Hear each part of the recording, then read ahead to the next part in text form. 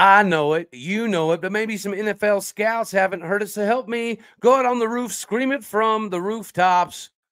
Get in now while the getting is good. You are Locked On Oklahoma State, your daily podcast on the Oklahoma State Cowboys, part of the Locked On Podcast Network, your team every day.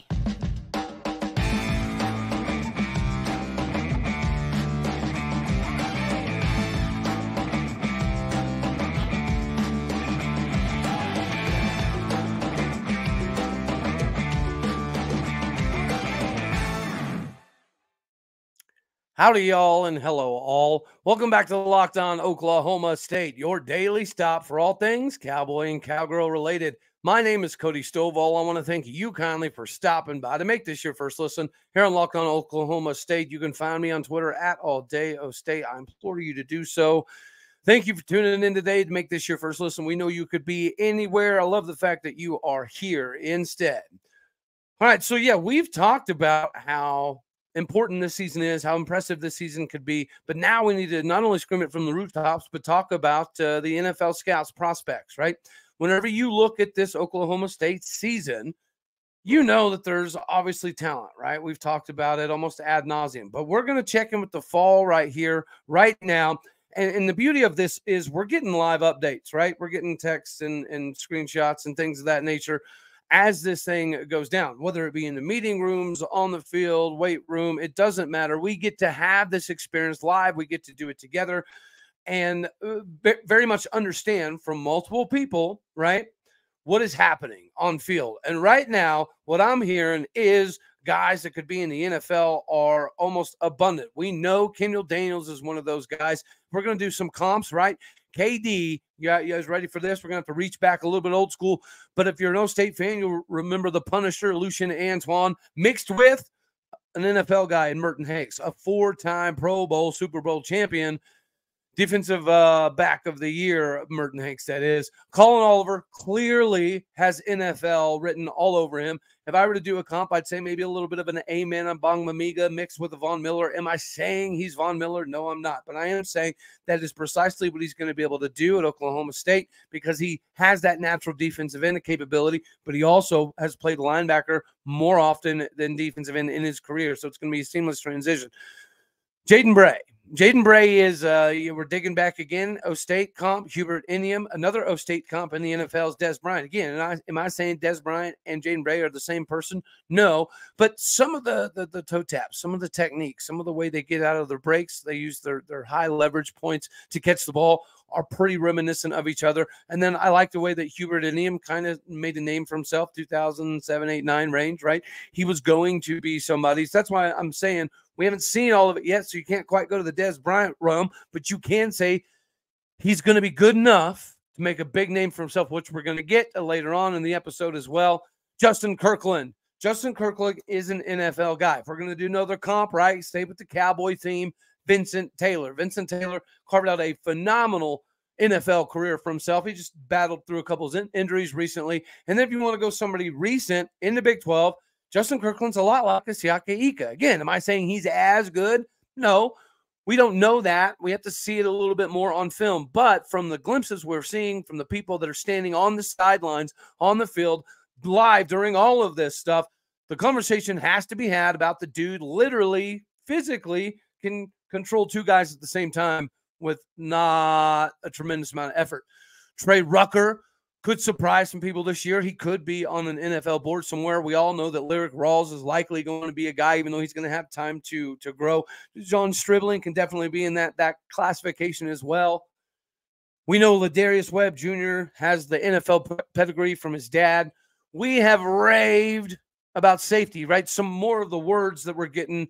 Again, this is, updates, text messages, and as they're coming through, it's so much fun to read because I obviously physically wasn't able to be there, but safety room, we know it was a position of strength this year, which is precisely why the Brian Noro 335 is going to be able to do a lot of things because of the embarrassment of riches he had. Some of the words that were sent to me when talking about the safety room were ridiculously talented, a wild ride, a fun time, The most intriguing of all of them, I thought, when you kind of talked about some of the cornerbacks mixed in as well, is constructively selfish. Now, traditionally, the word selfish is not a good thing, but whenever it has constructive in front of it, it makes you kind of think a little bit more. And you can see it, right? There's times, there's little clips, right? And in one of the clips, there's several clips, but one of the things that really caught my eye when you're talking about the perfect relationship that they have with Coach Brian Nardo is you saw 2 linebackers, 2 safeties, and a defensive end. It was like a slow-mo. It almost looked like it was synchronized, but they turned their heads simultaneously. I don't know what they were looking at. Don't know what the play call was, but the fluid nature in which this defense is already working together, they're clearly looking at things from a different perspective. Their eye discipline this year is significantly better than the eye discipline last year. Last year, we had Mason Cobb. Sure, yes, talent, great. But as we'll get to a little bit later on, some of the replacements are going to be better than anticipated. It is what it is. And I am so excited for it. This fall has me more excited than spring, right?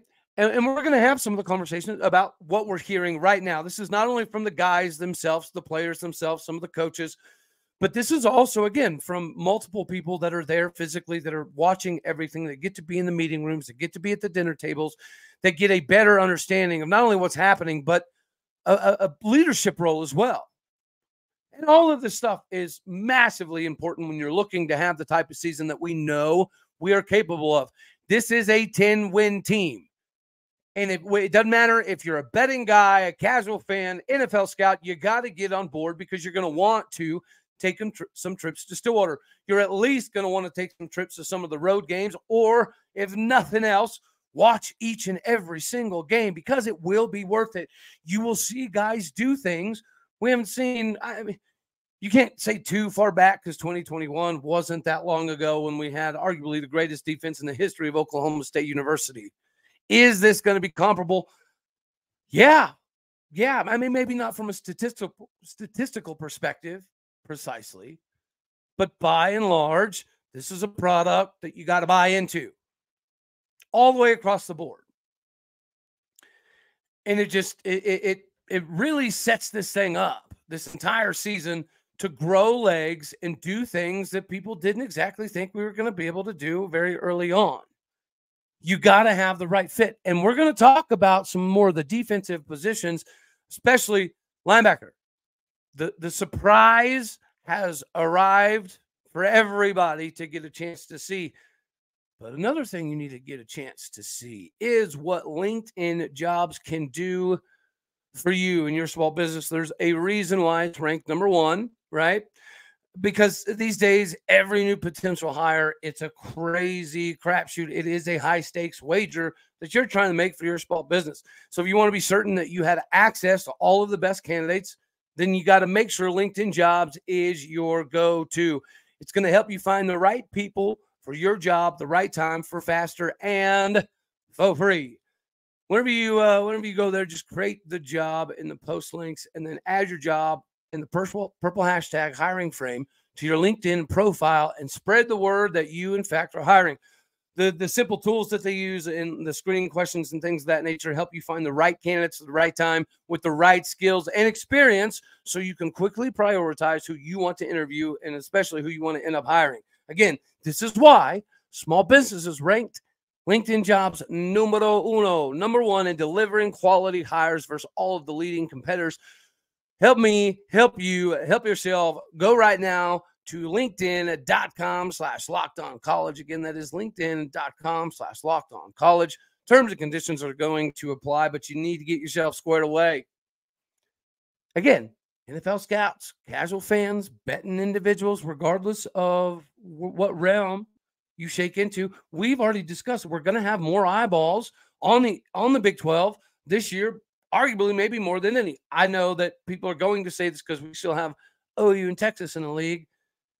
Only time will tell. Okay, that's fair. But in time, I think we will all see that isn't the case. All right, so let's continue down this plethora of defensive capabilities that we're going to have. We know the D-line looks good. We just talked about Justin Kirkland. He's a mountain of a man who can move mountains by himself, right? His ability to squat and lift have to be kind of transitioning into the Big 12 this season, but I think we're going to see it. I also am a firm believer in Colin Clay right behind him. When we do have 4 down linemen, which we are going to go even on occasion, when we have that and you factor in Colin Clay right next to Justin Kirkland, that is a problem for people. Defensive end, we knew depth was going to be a little bit of an issue, but we're looking surprisingly good, and that's thanks to guys like honestly, DeSean Brown, right? We're going to talk about him a little bit more. Nathan Latu, this is his time to shine. He has it up on his board at home what the goals are. His brother did it when his brother was doing a lot of successful, crazy things as a tight end at Alabama. His mom said it's something he should do. He's got them on the board, and he looks like he's playing with that level of drive right now. So again, NFL guys, you liked his brother, you're gonna love Nathan Latu. He's gonna have a big year.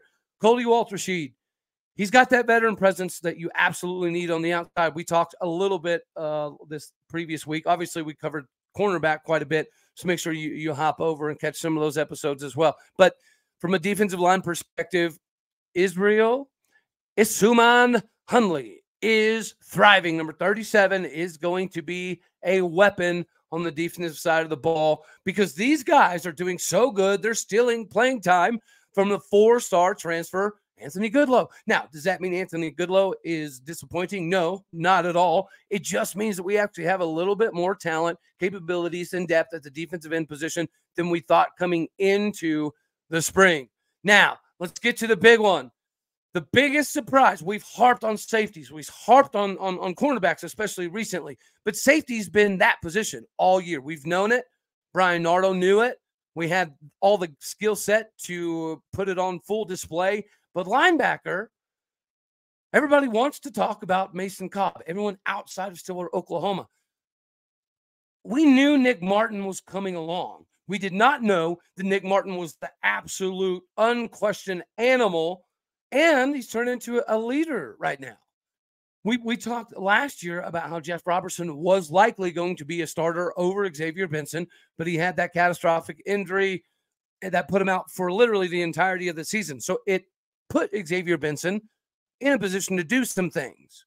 Now, we've had Xavier Benson on the show. He's going to be the unquestioned leader of the defense, or especially the linebacker group as it sits right now.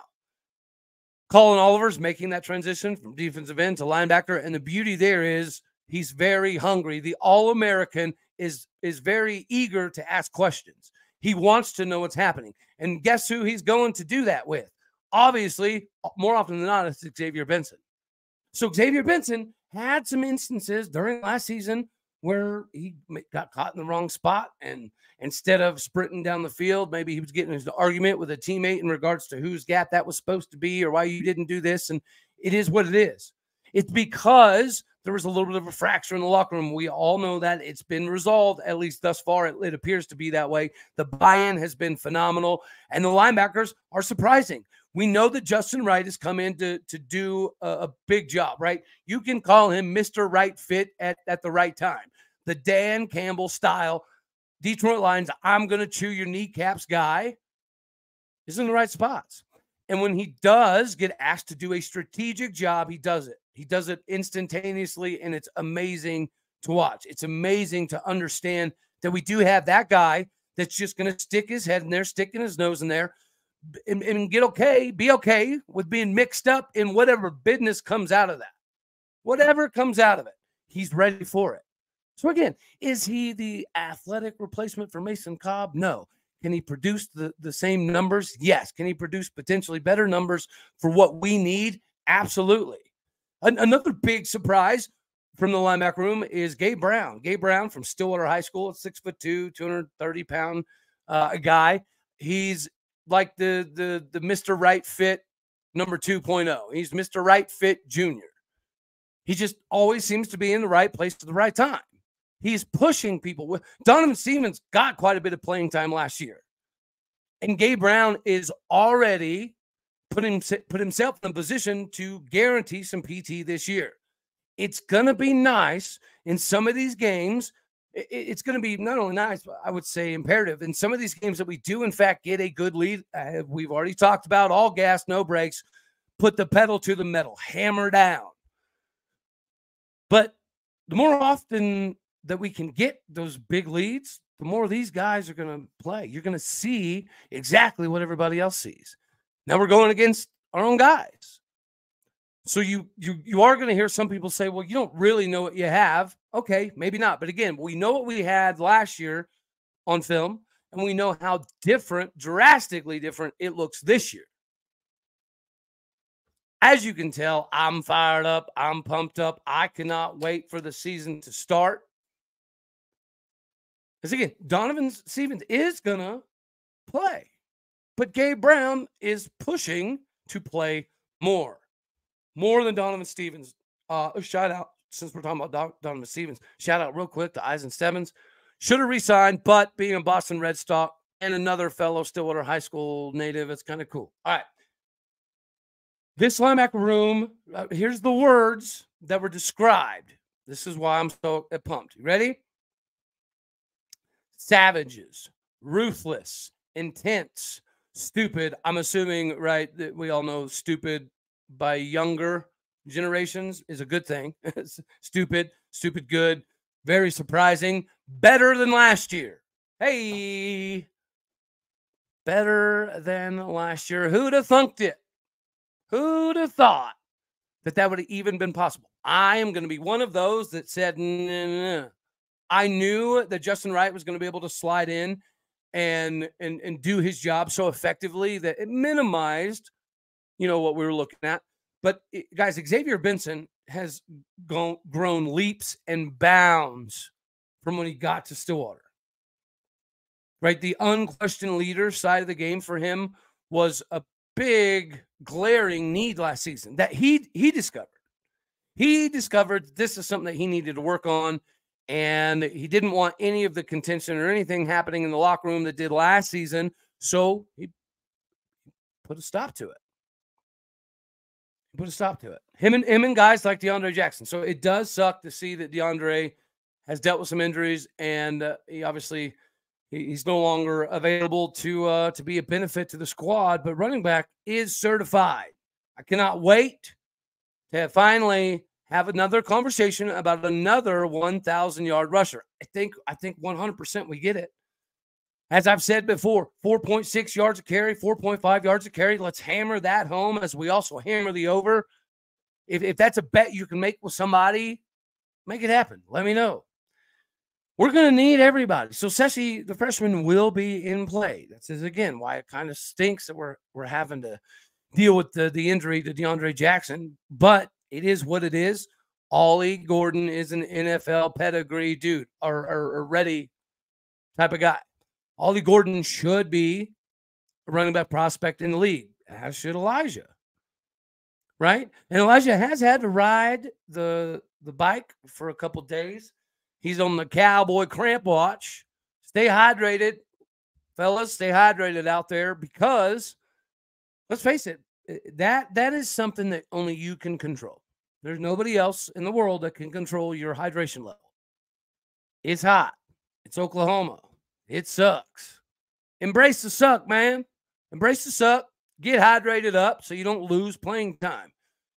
Because Jaden Nixon is ready to take some of it. Elijah Collins is just that good. Elijah Collins has just been that impressive. But it's a 1A, 1B situation at running back with a guy that we know right here, right now, and Jaden Nixon, that could spell anybody at any point in time and take it to the house as soon as that happens. And we've done videos, right? I'm for you. Go back, do some digging. We've done some videos on the freshman running back, Sessi. Quarterback, right? The off-season work in California that Alan Bowman was able to do with the wide receivers is paying off. It is evident that this group is extremely impressive. And, for him being new and Garrett Rangel still being young and Gunnar Gundy still being young, the chemistry looks pretty daggone good. Now, you can't replicate what it means to have that kind of personal offseason accountability and offseason workout. And we know Garrett Rangel, he improved his 40 by a couple tenths, put on 17 pounds, got immersed a little bit more in the playbook, understanding being under center, play action, that type of thing. And being able to learn all that from Alan Bowman is a tool. We've said it 1,000 times. Alan Bowman is the guy, but Garrett Rangel is literally right there. He is. There's a reason the starter hasn't been named. But again, Alan Bowman is the dude, but Garrett Rangel is pushing. That is what you need. That's what you want. And he's learning a lot from Alan Bowman, as is Gunnar Gundy. So with the wide receiver room, guys, we know we're a power-oriented team this year. We do know that we're going to go shotgun, right? We're going to have some spread occasionally, but we're going to be a lot at 11 personnel, a lot of 12 personnel, and we're going to have a lot of fun with it. It's going to be a joy to see what this team's able to do. Braden Cassidy's showing little shades of, dare I say, a Bryant Ward, a bigger version of a Bryant Ward, right? And Jaden Bray, the NFL guy, the Des Bryant type of guy. Is this the season we see it? Is this the season that the world sees it, I guess, is the better question. Yeah. Talon Shetron was a little disappointed in what he was able to do last year, but he had to battle some injuries as well. He looks like a man on a mission. Rashad Owens looks very, very, very much improved. I'm happy to see Rashad Owens exactly where he's at. We know the versatility where we could slide him to if need be, but it's nice to see him back out there making plays, dragging his feet right there on the sidelines, getting a little bit of that Jerry Rice type of action, as is DeSean Stribling. DeSean Stribling is better than advertised. He's better than we got him. He's better than he was at Washington State. It's going to be on display. We've been doing comps a little bit earlier in the episode. If we're going to do a comp here, let's say our main man on the field with him, Brennan Presley. All right, so he's a BP plus a Tyron Johnson. Maybe not quite as fast. But goodness me, ladies and gentlemen, DeSean Stribling is that good. Harlan Bruce, Iowa transfer. The quickness is amazing. The replacement for Brennan Presley is almost identical. I love what we're getting there. And his ability to line up in the backfield and add a different level of wrinkle for the defense is going to be pretty fun. And nobody's talking about Blaine Green. Blaine Green, who slid out from that cowboy back, fullback, pseudo type of tight end position. He bulked up and had an injury, a nagging injury that kept coming up last season that he had to deal with. Well, he's over that. Nobody's really talking about him because everybody else is doing that daggone good. We just mentioned BP being in part of the comparison to DeSean Stribling. That's because BE is the bailout machine. I thought there was a good possibility that maybe Leon Johnson III would be the bailout machine type of guy. He still can be a weapon, right? Leon Johnson III. But he is right now, third team.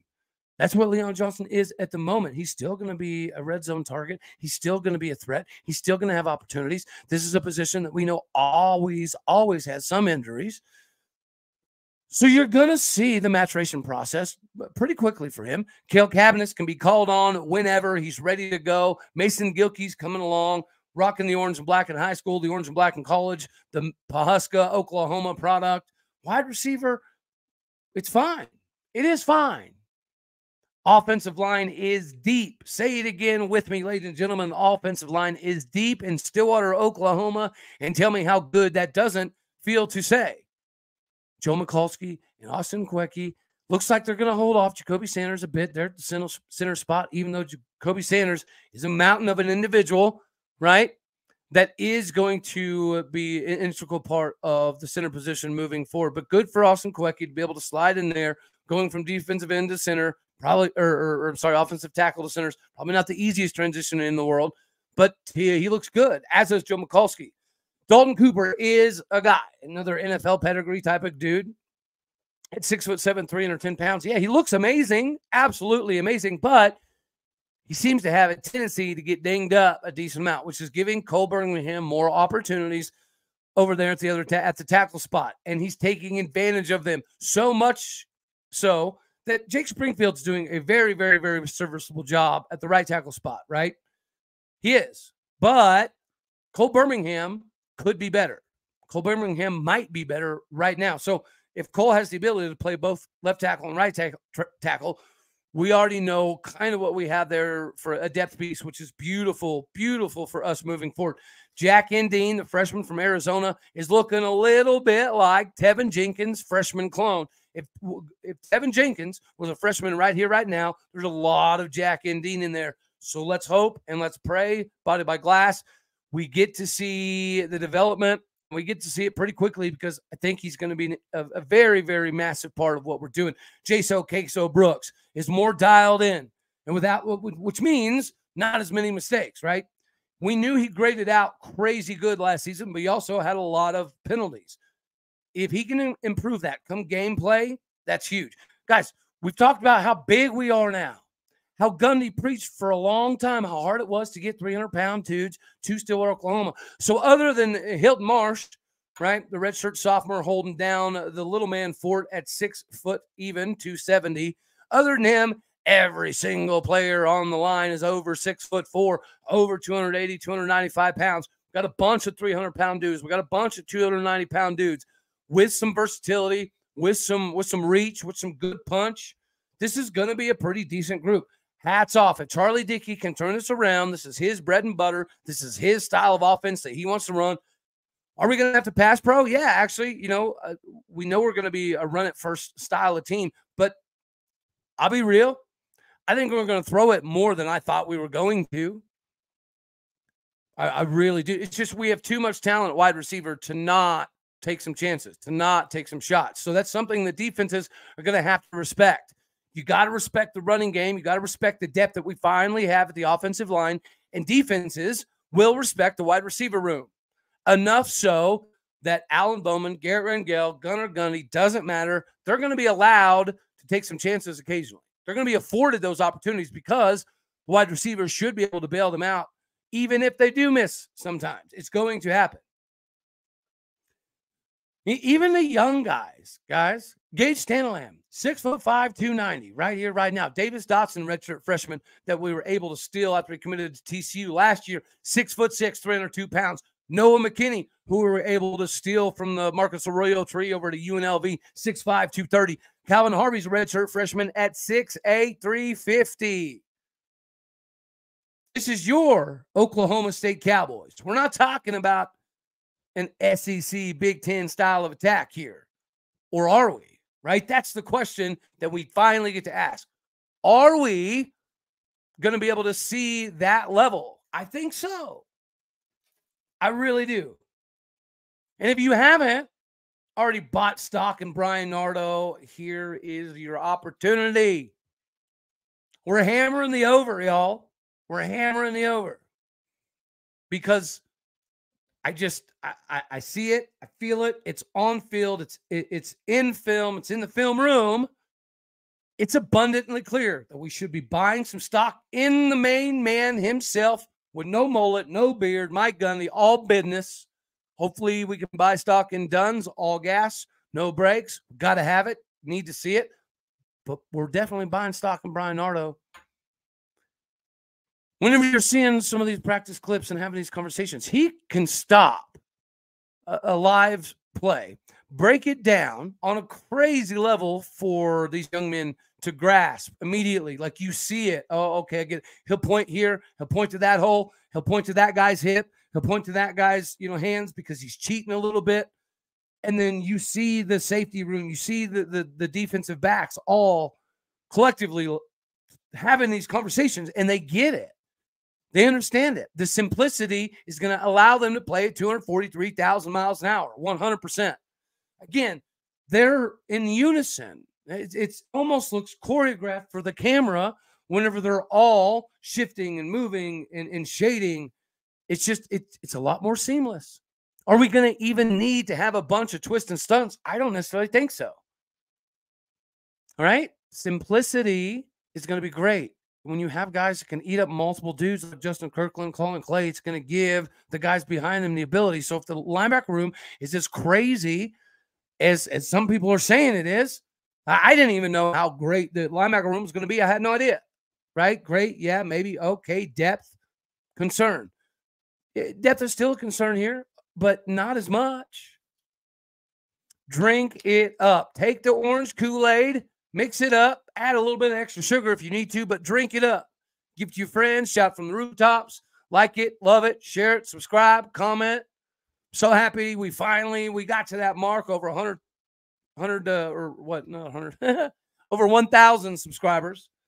100,000. Yeah, that'll be a target goal. Next target goal, we'll talk about as we're going to go live a little bit later on today, as well as make a couple appearances. Pretty excited about what this Monday has to offer. All right, the last thing we're going to hit on, got to give a shout out.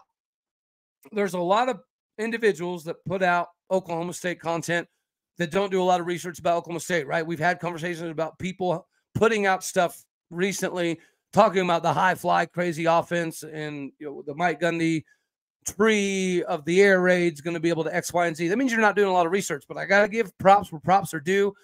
Joe Broback, CFB, YouTube, he ranked the top 10 players at Oklahoma State, and he did enough research that it was a viable list. It was a very good job. He presented it pretty daggone well. The graphics he put up with it were pretty cool. So make sure you go check that out. I'll make some changes. All right. So we'll do, he did the top 10. I'll do Big 12, our top 12 in the Big 12. And number 12 might be a surprise, might not be. But we've been talking about him, right, since day one on this show, DeSean Brown. The kid from Choctaw, Oklahoma, is going to be a guy that everybody remembers, an Emmanuel Ogbah style of guy, right? It's all over the place. He reeks it. Number 11 is going to be Dalton Cooper. If he can stay healthy, obviously top 10 on this list easily. But if he can't, luckily we have somebody like a Cole Birmingham who can maneuver in and out of the lineup when necessary at multiple spots. All right, so let's move on. Number 10, for me, it's got to be Elijah Collins, the transfer from Michigan State. Got 988 yards, real close to that 1,000-yard mark. Everybody thought he was going to be the lead guy, the bell cow back there at Michigan State. Enter Kenneth Walker. Everybody knows what he was able to do with his career, so it kind of pushed Elijah back in the background a little bit. He's here having a Jalen Warren-esque style of summer. Hopefully we see it translate on the field. I think we should. Get hydrated, young fella, but you're definitely on the top 10 list. Number 9 is going to be his backfield mate, Ollie Gordon. Some people are going to say Ollie needs to be higher up on this list. Hold on. Bear with me. You'll see what we're rocking with here. Ollie Gordon's kind of unproven. Last season, if he didn't have that fumble in the week 3, week 4, probably would have had more carries. Everybody knew that Don wasn't exactly the right fit, wasn't the right guy, didn't have the right vision. We all wish him well at Baylor, but got to put Ollie Gordon here. NFL size, NFL style, NFL capabilities. It's written all over him for everybody and their mom to see. Hopefully we all get to see it nationally this season.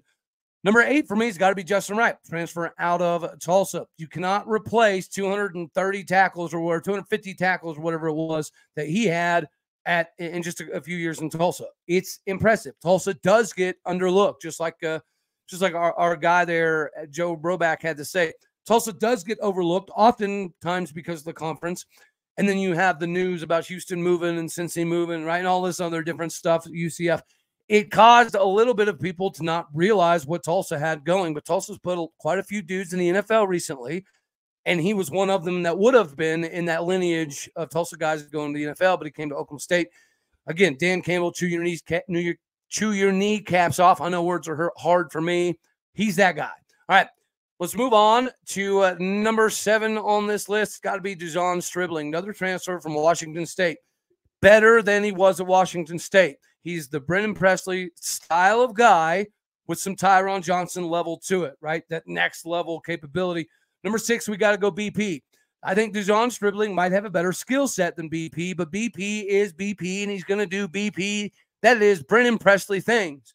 He's the bailout machine this spring and thus far in fall camp. He makes some very, very crazy catches. The way he can contort his body and bail out the quarterback, pretty impressive. Should have an opportunity in the NFL. The smaller slot receiver is a big, big thing now. We've got a couple of them. So it'll be pretty interesting to see how that development comes. Number 5 on this list, Xavier Benson. Xavier Benson has always had the athleticism. He's always had the ability, which is why he played at Texas Tech as a freshman, right? He got some starts, got some PT, was an integral part of what they were trying to do very early on. But, then he transferred. Then he took a little bit of time off, and now he's back. Last season, kind of hit and miss. We expect him to have a big year. He's playing like he's going to. Number 4, Justin Kirkland. I'm that big of a believer. Mountain of a man who moves mountains single-handedly. Number 3's got to be Jaden Bray. If we're going to have this conversation about him being an NFL style of guy, Hubert Indian mixed with a little bit of Des Bryant, we got to see it. As long as he stays healthy, I think we're going to see it. Number 2, all day, every day, Colin Oliver. Colin Oliver just made the transition. That was one of the few things that Mr. Joe Broback got wrong in his show. He talks about the defensive ends. He also talked about Anthony Goodlow. And then Goodlow's going to be good. We're pretty squared away defensive end. Maybe not as deep as you'd like to be. But Colin Oliver moved to linebacker. It is absolutely perfect, right? We've talked about he's gotten a little bit faster, shaved off 6-7 pounds, but still has the tenacity, the ruthlessness, and the hard-hitting capabilities. And he's eager. He's hungry. He wants to learn, wants to get better. And then number 1, no surprise, Kendal Daniels. Come on, man. Safeties, 6'4", 6'5", 230 pounds, running 4.4s. They don't grow on trees. They're not all over the place. Last year, he was just playing off of raw athleticism, raw capabilities, and ability. That's all it was. Now he has an understanding. Schematically, he knows what he's doing. The simplification process and the amount of speed that Brian Ardo's system affords him to play with is going to be able to show everybody why he's not only an NFL guy, he's not only the top guy probably for Oklahoma State, but he's a first-round level talent. You cannot teach what he has. And now that the teaching side that Brian Nardo's being able to tap into is becoming evident, this is going to be crazy. I can't wait. You should be super excited. We've got a bunch going today. Again, shout out to that Joe Broback dude. He did a pretty good show, man. I was impressed. Justin Southwell, the Believe in OK State people, they do it right. The props cast with Keaton Hargett, you know what I mean? He's making some moves, pistols firing. Those dudes are absolutely clutch. Feels like 45 stub, dynasty defined.